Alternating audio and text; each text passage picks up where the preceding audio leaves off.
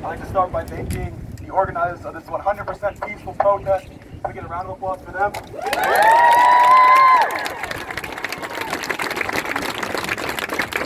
Thank you guys for coming out to the march.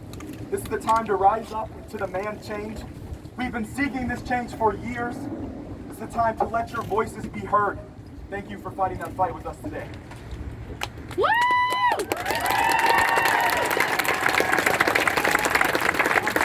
Someone will see this on social media, and I ask, even though you weren't able to stand with us today, please make a donation to an organization.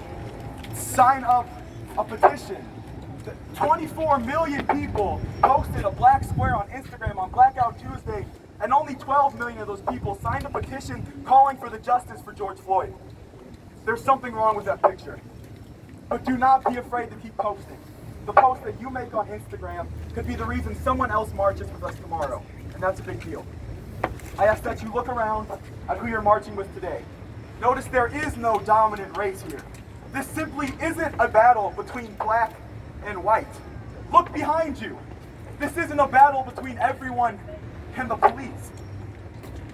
Look around at the police today. They blocked the road for us. They flanked this march for us today, and they deserve a round of applause as well.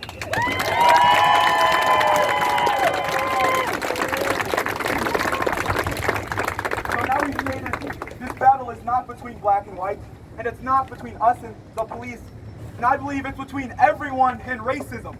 It is between wrong and right.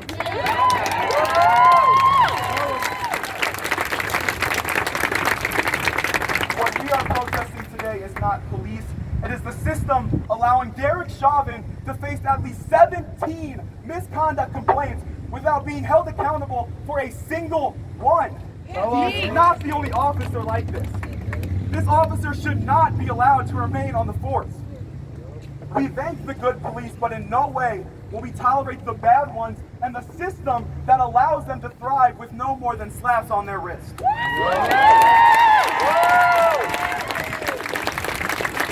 And this time we must come together as a community and demand changes. No one can silence us, and we will not stop until we have justice. Put your fist in the air. United we stand. Divided we fall. United we stand. Divided we fall. United we stand. Divided we fall. Oh, sorry. I know you're mad. I know you're angry. I know you're sick and tired of being sick and tired, and I am too. But do not let your frustrations blind you from who's supporting you.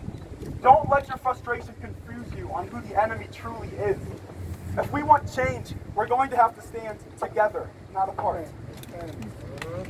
And we can and will march these streets multiple times a week until that change comes. Amen. But we all know, if we want to dismantle that system, we're going to have to get some people inside. If we want permanent change, it's coming from that building at Capitol Hill. I ask you, if you are of a legal age and can register to vote, please do so.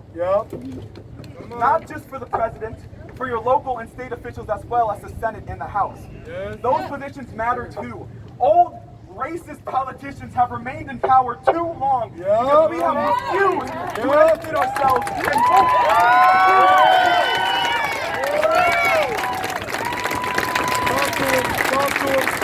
We will not allow that any longer. Do not sit around and wait to be told how to vote. Educate yourself, do your own research, and vote for the change that you want to see. Justice in this country is not going to come until we have ink on a page, and we need someone there to write those words on that paper. Yes. 6 years ago, there was unrest nearby in the city of Ferguson after the death of Mike Brown. And everyone asked, who would be next? Here we are 6 years later asking the same question. I don't want a next time. We don't want a next time. Injustice and systemic racism will not be allowed any longer, and we are not going to allow it. Ignorance can only be fought with awareness. So remember, George, Brianna, Tamir, and every other black citizen who has been a victim of systemic racism and oppression. What do we want? Justice! When do we want it? Now! What do we want? Justice! When do we want it? Now! We are not going to stop until we have it. Thank you for your time, 6 days.